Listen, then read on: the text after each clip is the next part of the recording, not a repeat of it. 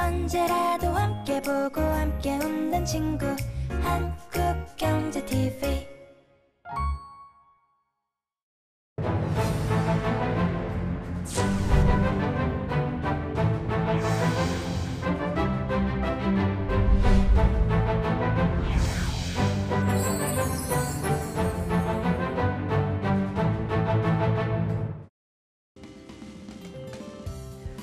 시청자 여러분 안녕하십니까? 현 정부의 국정운영 목표인 혁신성장 기회에 맞춰서 한국경제TV가 야심차게 준비한 혁신성장 코리아 진행을 맡은 한상추입니다. 오늘 이 시간에는 전 지역자치단체 226개 중에서 가장 자치단체형으로 활발하고 이번에 코로나 사태에서 가장 전국적으로 경우에 따라서는 세계에서도 가장 주목받는 이런 코로나 대처법을 이렇게 혁신적인 아이디어를 해서 지금 우리 국민들 사이에 많이 관심이 있는 지역자치단체장을 모셨습니다. 바로 고양시의 이재준 시장입니다. 시장님 안녕하십니까? 예, 안녕하십니까? 구면이시죠? 예, 네네. 맞습니다. 시청자분한테도 구면이실 때도 그동안 이 코로나 사태 때문에 워낙 격변이 치렀기 때문에 이렇게 시청자분 인사부터 좀 하시죠. 네. 예, 안녕하세요. 고양시장 이재준입니다. 코로나19 관련해서 근 7개월 동안 많은 국민들이 우울증과 어떻게 되면 관계의 단절 속에서 많은 불안감들을 느끼셨을 것입니다. 그 과정 속에서 각 지자체는 혁신이라는 단어를 생각하면서 시민의 안전을 위해서 최선을 다해왔고, 고양시는 그중에서도 가장 으뜸적인 방역 시스템을 개발하고 실제 실천하지 않나 이렇게 생각합니다. 고양시는 미래의 첨단 도시로 다시 한번 성장하고자 합니다. 새로운 모습으로 고양시를 보여드리고자 합니다. 네. 사실은 그 중앙에 언론의 논설이라서 이 고양시를 이렇게 보면서 시장님이 그 코로나 사태를 대면서 다른 그 지역자치단체와 그 구별이 되는 게 우리 고양 시민이 코로나 사태하면 아주 죄를 짓는 것 같다 하는 이런 말씀하셨는데요. 특별히 그런 게 말씀하시는 그 배경이 있습니까?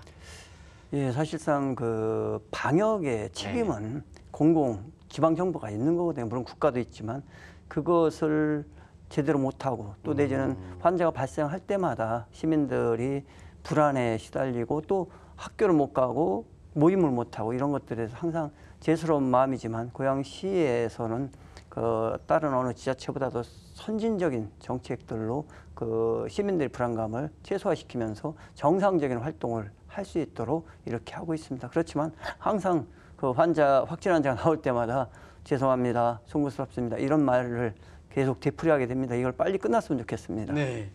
사실은 그 고양시의 그 지리적 특성이라든가 또 여러 가지 다른 그 관계를 볼 때는 아마 우리나라의 226개의 그 지역자치당 또 광역시를 포함해서 가장 그 이동 빈구수가 많기 때문에 코로나 문제에 대해서 대처하기가 시장님 입장에서도 굉장히 어려운 지역 아니겠습니까? 그런 점에서 좀 어려운 점이 없었습니까? 지금 시정 맡으신 데 2년 이렇게 해서 종합적으로 좀 말씀해 주시기 바랍니다.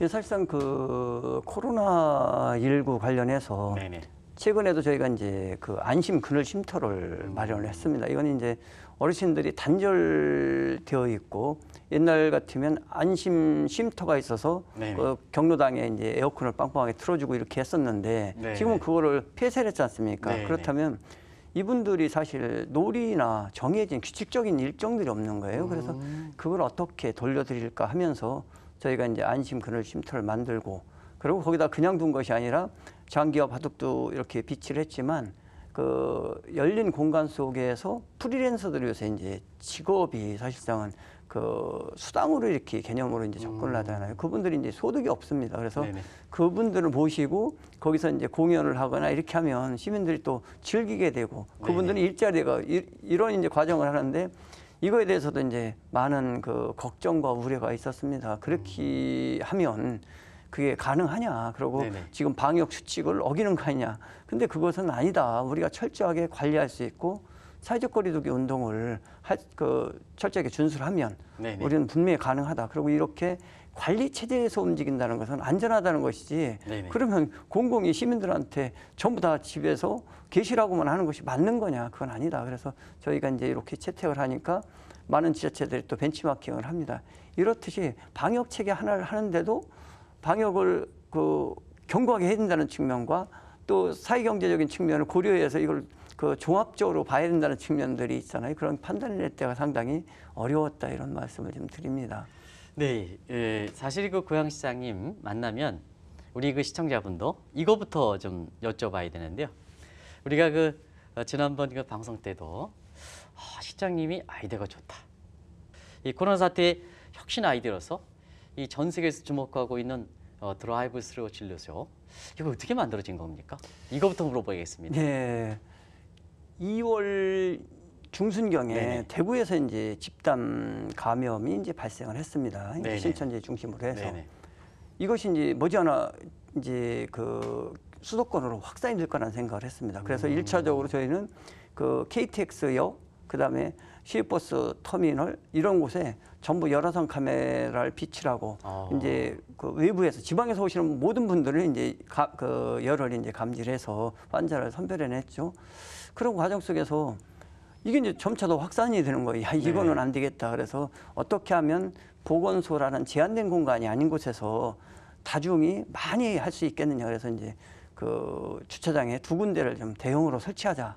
이랬는데 그럼 어떻게 설치하는 게 제일 좋으냐라고 이제 그 협의를 하면서 저희는 이제 민관 의료 협의체를 구성을 해서 이제 운영을 하고 있습니다. 지금까지. 네. 그래서 이제 거기서 서로 논의하면서 이제 아이디어가 생성이 된 거죠. 그래서 네. 그러면 2월 24일 날 저희가 그 결정을 하고 25일 날 설치하고 26일 날부터 이제 오픈을 하게 됩니다. 근데 그것도 처음에 저희가 하다 보니까 문제가 우리가 하는 방식이 제일 옳은 거냐. 그리고 그때는 상당히 추웠거든요. 네네. 이 추운데 그럼 이걸 어떻게 할 거냐. 그래서 아니 그 추운 거는 일단 이제 난방 시스템을 하면 되지만 네네. 개방적으로 해야 그 저기 바이러스가 살질 네네. 않기 때문에 우리는 오픈된 공간에서 해야 된다. 처음에는 뭐 저희도 컨테이너를 놓쳐 뭐 이런 제 얘기도 있었는데 네네. 의료진들이 그 전문가들이 이제 그거는 위험하다. 그러니까 그 오픈된 곳이 훨씬 낫다. 그래서 몽골 텐트 치고서 이제 저희가 했거든요. 그렇군요. 그러니까 이제 네네. 비용도 상당히 적게 들고 네네. 이런 그 이제 협의 과정들 저희가 계속 거칩니다. 그래서 네. 고양시는 코로나19 관련해서 사실은 지방 혁신 정책의 총 그 르네상스 시기였다. 정말 그 경쟁 시대였다 이렇게도 볼 수 있습니다. 그래서 각 지자체가 방역을 어떻게 하면 제일 잘할까, 제일 그 선도적으로 할까 이런 고민들을 하는데 고양시가 한 것들이 상당히 많이 국가 정책이 반영이 됐습니다. 지금 QR 코드 출입구 관리하는 거, 출입자 네네. 관리도 저희가 정부보다 3주 빨리 했습니다. 아, 그렇습니까? 네. 네네. 사실은 그 시기적으로 보면 2월 중순은 대구에서 신천지가 있지만 사실 우리 국민들 사이에서는 긴가민가 했거든요. 맞습니다. 그래서 고양시가 그렇게 선제적으로 준비한다는 점이 놀라웠었고 두 번째는 현 정부도 이렇게 그런 것을 좀 많이 이렇게 지금 하려고 애쓰고 있는데요. 고양시가 모토가 돼서 그런지 사실 시정으로 움직일 때는 시장의 중심이 아니라 지역의 그 시민들과 같이 서로가 오픈 나레지를 해서 이 대안을 모색하는 거 이런 게 지금 민주주의 시대에서는 굉장히 좀 바람직한 대응 아니겠습니까? 예. 그런 거 어떻게 이렇게 그때 준비하셨습니까? 저희가 그 민관 의료 협의 체계라는 것이 원래 구성이 돼 있었는데 그것이 이제 정상적으로 가동된 게 이번이죠. 근데 네네. 그것이 없었다면 사실은 불가능했을 겁니다. 이것은 저희가 이제 시스템을 그 문진, 검진, 검체라는 시스템을 만들어냈고 이걸 드라이브 스루 방식으로 이제 만들어냈는데 이 과정에서 제일 중요한 게 의사가 없지 않습니까? 네. 보건소도 운영을 해야 되고 그러니까 선별진료소를 이제 보건소마다 저희 이제 보건소 직원들은 보건소에서 근무를 하시거든요. 그럼 이걸 누가 운영해 줄 거냐? 그래서 저희는 그 협의체에서 의사분들을 저희한테 보내주셨습니다. 그러니까 개인 병원을 문을 닫고 여기서 이제 근무를 하시는 거예요. 네네. 그렇게 해주시니까 됐고 그때 당시 저희가 선제적으로 이제 그 자원봉사 하시는 분들은 그 조무사협회랑 저희가 네네. 일자리 때문에 그 보조교육을 재교육을 시키고 있었어요. 사실 자격증을 갖고 계시고 이제 장로 계신 분들을 저희가 이제 재취업을 원해서 그 해드리겠다 해가지고 저희 예산으로 그 교육을 하고 있었는데 그분들이 이제 우리를 위해서 이렇게 교육까지 시켜주는데 저기에 우리가 자원봉사 이래서 이제 오시게 되고 그러니까 의료 전문인들이 저희는 대구나 이런 데는 보면 막 의료 그 전문가들이 이제 부족했잖아요. 저희는 네네네. 다 그게 확보가 된 거예요. 민간 의료 체계하고 예. 저희가 선제적으로 간호조무사 이제 재취업 프로그램을 운영하고 있어서 그래서 이게 잘 맞아떨어진 것이고 사실상은 그런 것이 네네. 진정한 민주주의입니다. 사실 그 어떤 정치인, 유명한 행정 관료 이런 분들이 모든 것을 결정하는 것이 아니라 네네. 민주주의라는 것은 그 절차적인 민주주의도 있지만 실제 내용적인 민주주의는 좋은 의견들이 그 정책에 반영되고 또 좋은 정책이 시민들한테 공감을 얻게 되는 이런 피드백 시스템이 돼야 되는데 그런 것은 거의 이제 민주주의라 생각을 안 하고 절차적인 그다음에 정치적인 민주주의로 이렇게 인식하는 게 있는데 이번에 그 대한민국의 코로나19 관련해서는 아마 그 지역마다 시민민주주의가 좀 더 성숙해지지 않나 이런 생각을 해봅니다. 네. 이번에 그 드라이브 스루 그 진료소뿐만 아니라 또 이게 관심이 됐던 것이 고양시가 아르바이트를 비롯해서 일자리 사업이지 않습니까? 그게 좀 획기적으로 해서 상당히 대통령께서도 관심이 있었던 거로 생각하는데 그 문제 좀 말씀해 주시기 바랍니다. 예, 작년 연말에 이제 예산을 편성할 때 저희가 네네. 100억이라는 일자리 기금을 그 기초단체에서는 아마 최고고 최초일 겁니다. 그래서 네네네. 그거를 편성할 때 이제 의회와 이제 소통을 많이 했습니다. 그래서 경제 위기 시에는 이것을 예측한 건 아니지만 경제 위기 시에는 항상 이 자금을 가지고 네네. 그 시민들한테 일자리를 제공하는 것이 기초단체의 책무다라고 이제 말씀을 드렸고 네네. 근데 이제 이 코로나19가 생긴 거예요. 그렇다 보니까 저희가 알바 이제 100을 하려고 준비를 했습니다. 그랬더니 이제 사람들이 너무 많은 분들이 이제 모이시는 거예요. 그래서 그 과정에서 너무 많이 모이니까 시장님이 눈물을 흘렸다는 얘기도 있던데요. 네네. 예, 그래서 알바 500을 했는데 네네. 그 2,000명이 넘게 오신 거예요. 그래가지고 야 이게 말이 안 된다. 이렇게 어렵구나 해서 이제 그것을 저희 예산 100억을 다 통틀으면 알바 2,000 정도가 됩니다. 그래서 네네. 그걸 하자라고 했더니 이제 정부에서 그것이 상당히 정부보다 먼저 생각하고 직접 이렇게 고민하는 지자체한테는 그 예산을 지원해 주셔서 한 200억 정도 저희가 지원을 받습니다. 그래서 네네. 지금은 이제 알바 6,000으로 해서 6,000명 정도가 저희 시민들이 그 고양시에서 일자리 단기 일자리지만 얻게 되고 이 위기를 이제 넘어가게 이렇게 되는 거죠. 네네. 그리고 현 정부가 지금 이 뉴딜 정책 아니겠습니까? 이 뉴딜 정책에서 국정의 마지막에서는 이런 쪽이 되는데요. 아무래도 이제 고양시는 이 테크노밸리라든가 이런 것 측면에서 보면 지금의 뉴딜 정책 관련해서 뭐 디지털 뉴딜이라든가 그린 뉴딜이라든가 그다음에 일자리 관련된 지금 휴먼 뉴딜 보면 그동안 고양시에 관련돼 있는 정책들이 저게 보면 뉴딜 정책에 흡수된 것 같아요. 이름만 포장해 가지고요. 아무래도 고양시는 상당히 강점을 갖고 있지 않습니까? 그런 점에? 예, 네네. 맞습니다. 지금 고양시가 그 추진해왔던 지금 2년 동안 추진해왔던 정책 중에 네네. 가장 그 차별화되는 정책이라면 아마 환경 정책일 겁니다. 저희 선거 공약에도 그 파리 기후 협약을 준수하는 그 최초의 도시가 되겠다 이렇게 네. 선언을 했습니다. 그래서 그 4대 하천 중심으로 나무를 100리 가로수길을 조성을 했습니다. 네네. 거기에 들어간 예산도 이제 한 40억 이상 되고, 그 다음에 저희가 이제 태양광 발전을 그 공공 건축물에 이제 그 40억 이상을 했고, 네네. 민간 사업자들 지원해서 이제 한 10억 정도를 해서 그 작년 올해 쓰는 돈만 해도 약 50억 정도 투자를 했죠. 거기다가 이제 이번에 저희가 그 경유차 네네. 그거를 이제 해소하기 위해서 약 그 3,000대 정도를 이제 바꾸겠다 이런 예산을 세워서 이제 정책을 5개년 계획을 발표합니다. 경유차라면 고양 시민권만입니까? 고액의 아니 거지- 이게 네. 버스죠, 버스. 버스. 아. 버스를 이제 정부에서 지원을 해주니까 전기차로 네네. 이제 보급을 하는데 네네. 그거에 대해서 저희도 적극적으로 하겠다. 또 하나가 이제 저희가 도시재생 지역이 많이 있습니다. 네네. 그래서 그 지역들 또 오래된 그 원 도심 시가지들 있잖아요. 그런 네네. 데에 대해서는 그 에너지 관련 그 도시재생을 해보자 그래서 창호를 교체해 준다든지 그다음에 이제 옥상에 태양광 발전을 한다든지 네네. 이런 걸 하면 우리가 이제 간접 지원해 주는 그런 이제 정책들을 꾀하고 있죠.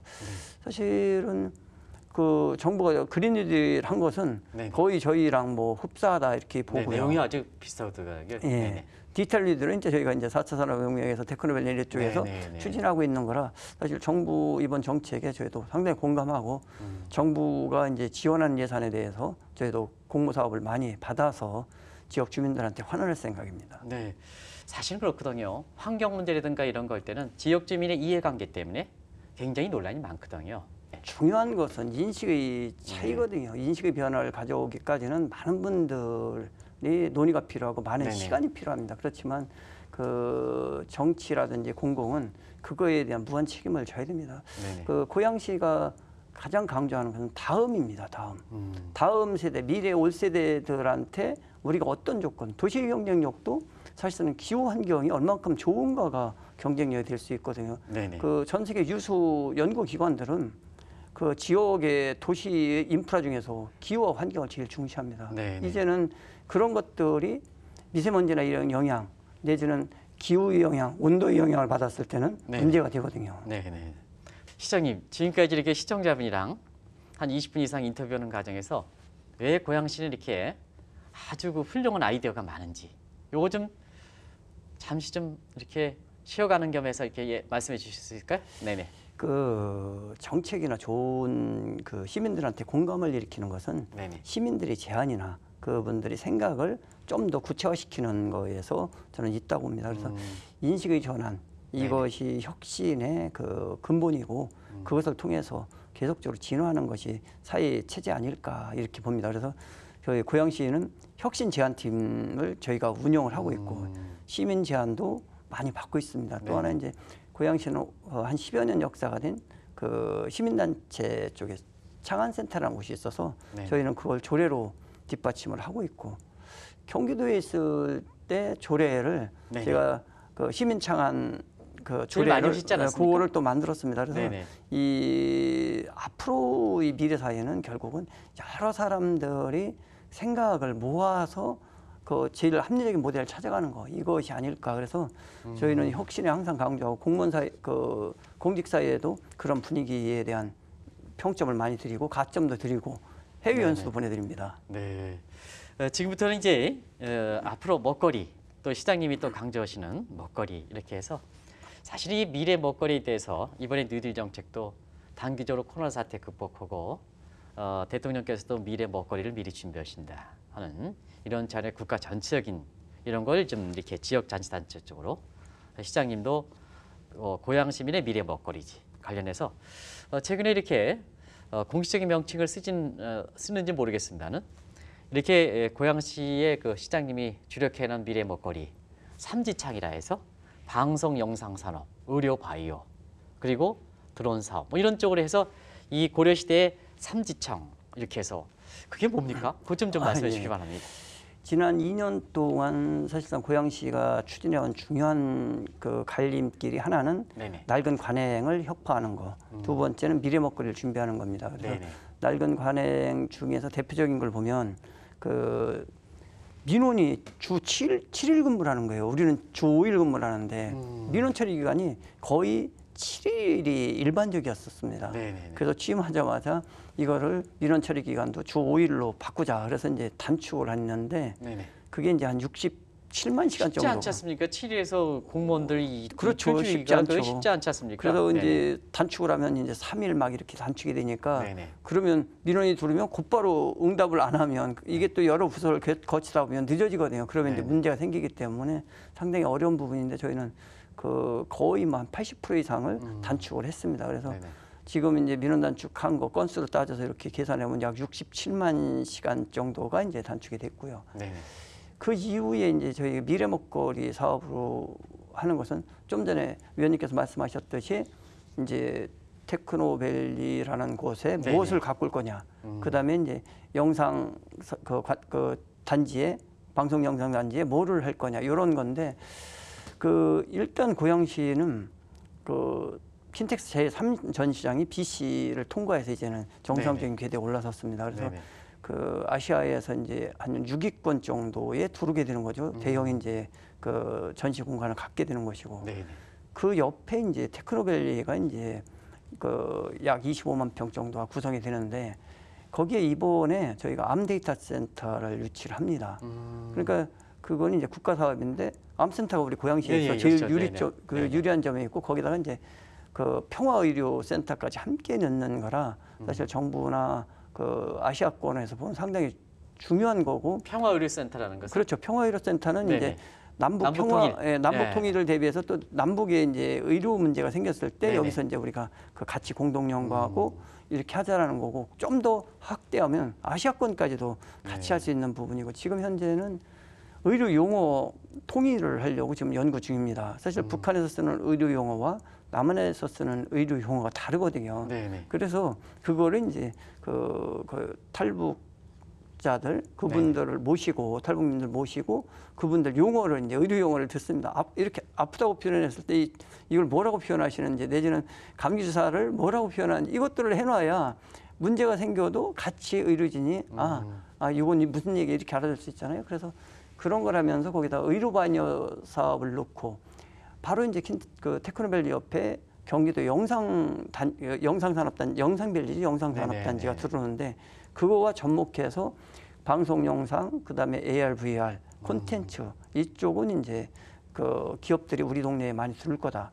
그 옆에 바로 이제 CJ 라이브 시티가 들어오거든요. 거기에 네네. 방송사가 또 4개가 저희 있습니다. 그래서 방송 영상 콘텐츠는 상당히 고양시가 우위에 있지 않을까 이런 생각을 해봅니다. 네. 그러면서 이제 또 하나 이번 드론 산업은 사실은 저희가 핵심 사업으로 갖고 가고 있습니다. 항공대가 저희 동네에 있거든요. 네네. 그래서 옛날 조종이라는 것은 다 우리 항공대 출신들이 했는데 그 역사와 전통을 살려서 항공대 옆에 그 국내에서 제일 큰 실내 드론 센터를 만듭니다. 그러니까 거기서는 아무 때나 24시간 드론을 날릴 수 있는 거죠. 네네. 거기다가 저희가 드론 축구 대회를 이제 고양시에서 유치를 해서 드론 축구 대회는 또 뭡니까? 드론을 가지고 축구 그렇습니까? 시합을 합니다. 근데 상당히 속도감이 있어서 그 시민들한테 호응이 높을 거라고 보고요. 잘 알려지지는 않았는데 드론 축구공이 1년에 전 세계적으로 우리 국내 포함해서 팔려가는 게 20만 개가 된답니다. 그 정도로 많은 사람들이 즐기고 있는데 이것이 아직 그 정상적인 그 대회나 뭐 이런 걸로 되질 않은 거예요. 그래서 고양시에서 매년 정기적인 국내 드론 축구 대회를 유치를 해서 이제 나중에는 방송까지도 나가게끔 이렇게 할 생각입니다. 네. 시장님 이렇게 오늘 어려운 가운데 나오셔가지고 이렇게 좋은 말씀 드린 거에 대해서 한국경제TV 이봉구 사장님 대신해서 제가 감사하다는 말씀드리겠습니다. 고맙습니다. 예, 네. 고맙습니다. 시청자 여러분, 오늘 고양시 이재준 시장님 어떻게 인터뷰를 느끼셨습니까? 저는 30분 내 인터뷰 과정에 참 지금의 한국 경제 발전을 위해서 고양시가 갖고 있는 이런 혁신적인 아이디어, 이런 것이 지금 수시로 찾아오는 뉴노멀 디스토피아 현상에서 가장 절실한 대응책이고 국민이 가장 바라는 이런 그 지방 행정을 하시는 것이 아닌가 생각합니다. 이런 것이 좀 국가 전체 다른 자치단체에 파급돼서 경우에 따라서는 국가의 그 중앙정부의 그 행정정책까지 흡수돼서 우리 국민들이 좀 편하고 국민이 편해야 사실 민주주의에 시장님 말씀대로 민주주의가 잘 활성화된다고 생각합니다. 많은 시사점을 던져주기 때문에 시청자 여러분한테 다시 한번 고양시의 이재준 시장님과의 인터뷰를 좀 시간이 나실 때 되돌아보는 이러한 시간을 권해드리겠습니다. 감사합니다.